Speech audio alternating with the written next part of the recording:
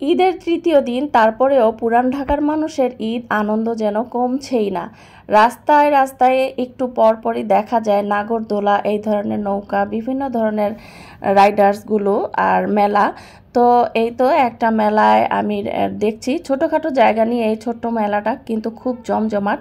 Less ফিতাওয়ালারা যেসব জিনিসগুলো 90 দশকে বিক্রি করতো হেঁটে হেঁটে ছোট্ট একটা বক্সে, তো সেই লেস ফিতাওয়ালার জিনিসপত্র এখানে মেলায় বিক্রি করা হচ্ছে।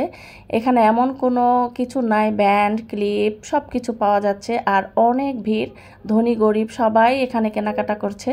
তো এই যে মাটির যে জিনিসপত্র, এই দোকানটা সারা বছরই থাকে, ফলের দোকানটাও সারা বছর থাকে, কিন্তু এখন একটু জমজমাট বেশি।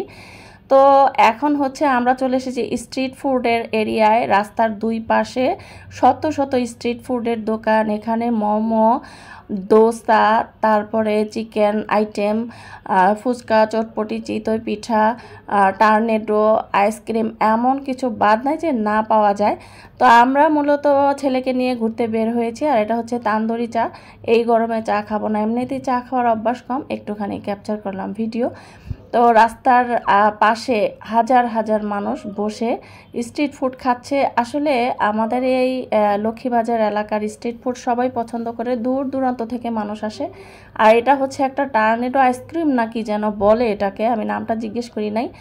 আর এই আইসক্রিমটা এত বেশি মজার, আমি আরও একবার খেয়েছিলাম, আজকে আরও বেশি। এটাতে কিন্তু কোনো পানি ব্যবহার করা হয় না। এটার মধ্যে হচ্ছে পাস্তা, যেটাকে পেস্তা বাদাম বলে, দুধ, পেস্তা বাদাম, ঘি, মালটা, এসব দিয়ে, ফলের রস দিয়ে এই আইসক্রিমটা বরফে পরিণত করে এভাবে মানে দেওয়া হয়। এত বেশি মজার হয়েছে। আর এখানে একটু চকলেট ফ্লেভার দিয়ে দিল। তো দাম নিয়েছে 60 টাকা। তো আমরা কিন্তু ঈদের আগে অনেক সবজি কিনে ফ্রিজ ভরে রেখেছিলাম, ঈদের পরে সবজি পাবো না বলে। এখন দেখি ঈদের তৃতীয় দিনই সবজির দোকান বসে গেছে। তো ঘুরছি আর দেখছি কি খাওয়া যায়, কি খাওয়া যায়, কোনো খাবারই পছন্দ হচ্ছে না। তো ভাবলাম গরম গরম উইংস ফ্রাই খাই আর চিকেন ললিপপ, তারপরে হচ্ছে ফ্রেঞ্চ ফ্রাই। এগুলো হচ্ছে গরম গরম ইনস্ট্যান্ট ভেজে দেওয়া হয়। এগুলো খেলে ফুড পয়জন হওয়ার তেমন চান্স থাকে না, বড়জোর একটুখানি গ্যাস হতে পারে।